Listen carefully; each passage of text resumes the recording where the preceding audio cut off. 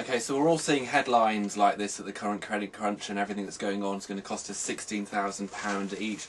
Other headlines in the papers referring it to an international rescue. But we at BRMB thought we'd do you all a favour and try and bring somebody in who's going to explain what all this stuff going on in the financial world actually means to you and your pocket. So we've got Owen Woodley from Moneyway in. Owen, thanks for coming in. Hi Kevin, nice to see you.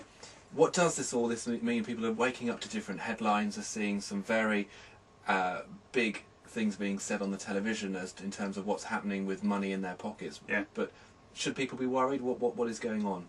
I think the really important thing to stress to start with is that what the government have put in place is a package to try and steady nerves and create confidence. And you know, these headlines are good at capturing attention, saying that it's going to cost us all lots of money. It's not necessarily going to cost us all lots of money, because this is theoretical support if the banks need it, and fundamentally it's going to calm things down. But you know, I think there are a lot of kind of shocking headlines about how people's deposits are at risk and so on and so forth. Of course, theoretically that's true, but I think people really have to remember that so far nobody has lost a single penny in any of this crisis, and you know, I think the government have made it very clear that they're not going to let people lose money. So I think right now this is about calming the banking system down, and I don't think people should immediately panic at all about the safety of their funds. So you're saying this is something that maybe people should just keep an eye on, but really just let wash over them, so it's not really going to affect the pound in their pockets? Yeah, I think it's much more important, Kevin, that people consider and worry about their own personal budgets and expenditure, and make sure during these difficult, strained economic times that they're living within their means. That's the fundamental thing, and we'll leave the government and the international economists to sort out the broader stuff. Because I guess a lot of people may be thinking that they're seeing a £500 billion rescue plan being put into operation, and if you're in debt at home and having trouble paying your bills, you might be seeing that as a massive light at the end of the tunnel, but it's not really, is it?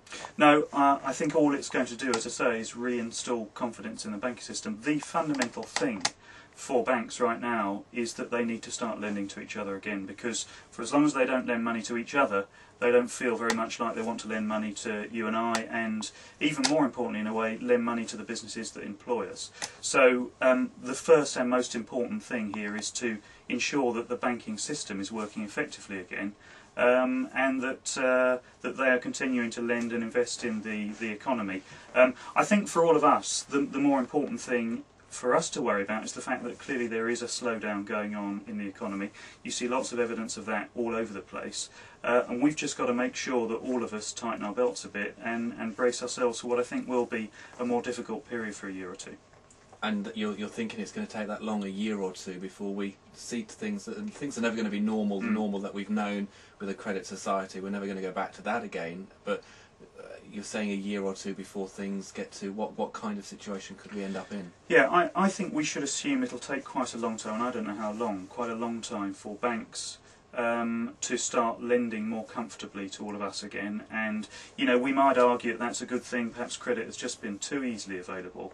There've been too many temptations, too easy to get hold of credit cards and so on. And although we might have enjoyed all the spending that we did on that, I think you know, in the long term that was always going to come back to bite us. So I think that situation will take a long time, I don't know how long, to recover.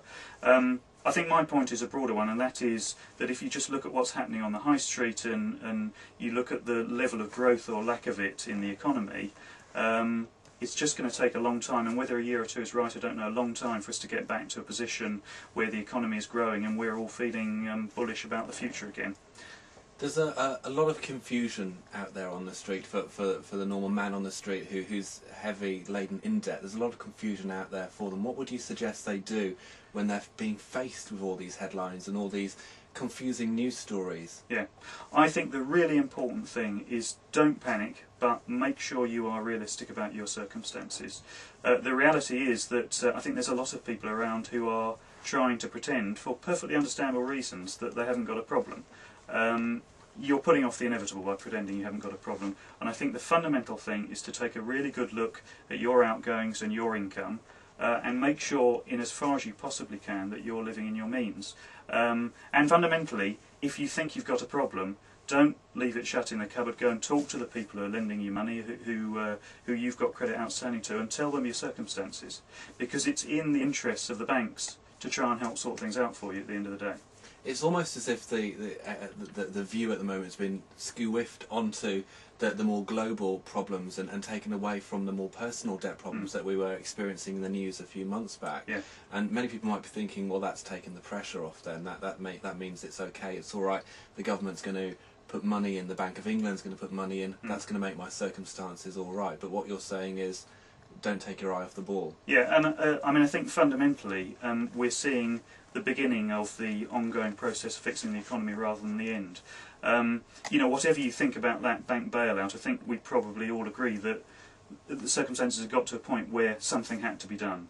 Confidence had to be reinstalled. But, you know, to some extent, that's about fixing the banks. That's absolutely not about fixing us.